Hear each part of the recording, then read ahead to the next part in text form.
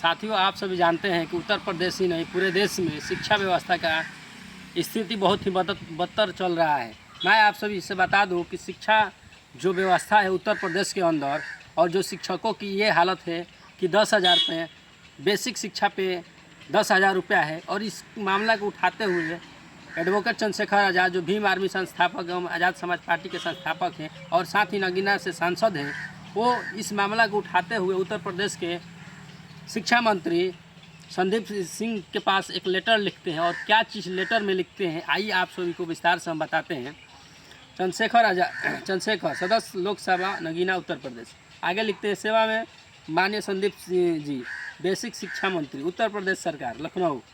विषय, उत्तर प्रदेश के शिक्षा मित्रों की समस्या के समाधान के संबंध में अवगत कराना है कि उत्तर प्रदेश प्राथमिक विद्यालयों में विगत 23 वर्षों से शिक्षण कार्य कर रहे शिक्षा मित्र जो कि स्नातक वृत्ति से उत्तीर्ण है, महंगाई के इस दौर में शिक्षा मित्रों के मात्र 10,000 रुपये 11 माह का ही मानदेय मिल रहा है।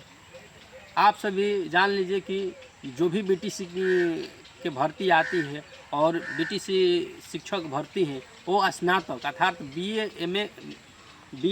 करने के बाद ही, बैचलर डिग्री करने के बाद ही बीटीसी करते हैं। उसके बाद फॉर्म भरते हैं और उसके बाद टीचर बनते हैं। इतना मेहनत करने के बाद और जो वर्तमान की हालत है 10,000 रुपये मिल रहा है, तो इसको उठाते हुए चंद्रशेखर आज़ाद जी आगे क्या लिखते हैं, 10,000 रुपये 11 माह का ही मानदेय मिल रहा है, जिससे शिक्षा मित्रों के परिवार का पालन पोषण नहीं हो पा रहा है। इस कारण उत्तर प्रदेश के शिक्षा मित्र आर्थिक एवं मानसिक रूप से परेशान होकर आत्महत्या जैसे प्राणघातक कदम उठा रहे हैं।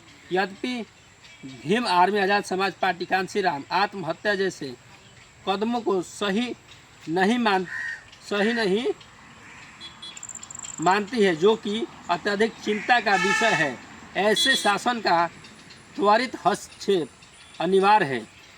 आगे लिखते हैं, महोदय श्रीमान प्रमुख सचिव बेसिक शिक्षा के निर्देशन में श्रीमान महानिदेशक महोदय की अध्यक्षता में एक कमेटी का गठन दिसंबर 14 नवंबर 2023 में किया गया था। उक्त कमेटी ने कई बैठक करने के उपरांत अपना प्रस्ताव शासन को भेजा था। उसके बाद की प्रक्रिया आदर्श चुनाव संहिता लागू होने से रुक गई।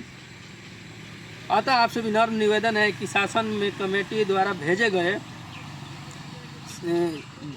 प्रस्ताव को शीघ्र लागू करने की कृपा करें, जिससे शिक्षा मित्रों की निम्नलिखित समस्याओं का समाधान हो सके। यानी शिक्षा मित्रों की क्या समस्याएं हैं, ये भी चंद्रशेखर आज़ाद जी ने लाइन बाय लाइन किए हैं। तो क्या किए हैं, आइए मैं आप सभी को बताता हूँ।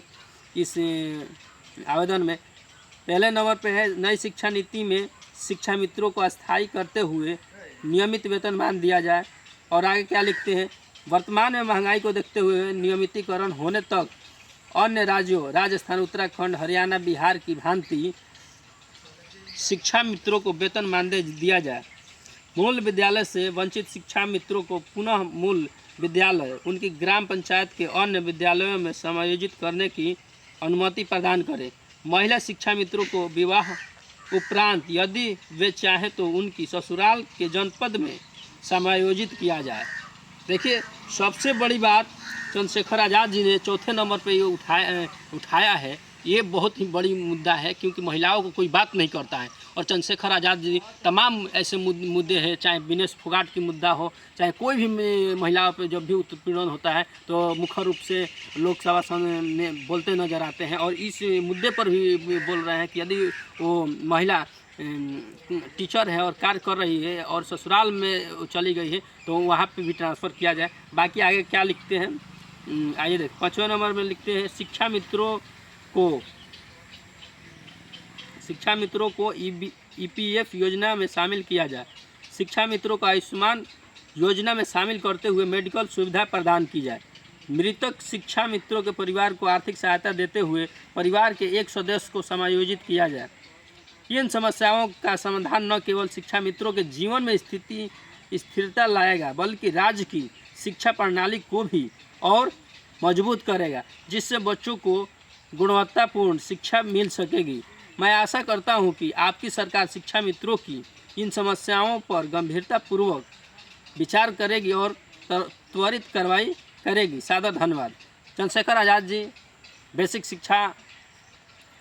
शिक्षा और शिक्षकों को लेकर के जो संदीप सिंह उत्तर प्रदेश के शिक्षा मंत्री है उन पे आवेदन लिखे हैं। बाकी आप सभी जनता टॉक्स यूट्यूब चैनल पर देख रहे हैं या फेसबुक पेज पर देख रहे हैं तो लाइक और सब्सक्राइब करें और पेज को ज़रूर फॉलो करें। आप सभी से बता दूं कि चंद्रशेखर आज़ाद जी जो लिखे हैं आवेदन, तो आप लोगों को कैसा लगा इस विषय पे आप लोग प्रतिक्रिया ज़रूर दें। मिलते हैं अगले वीडियो में।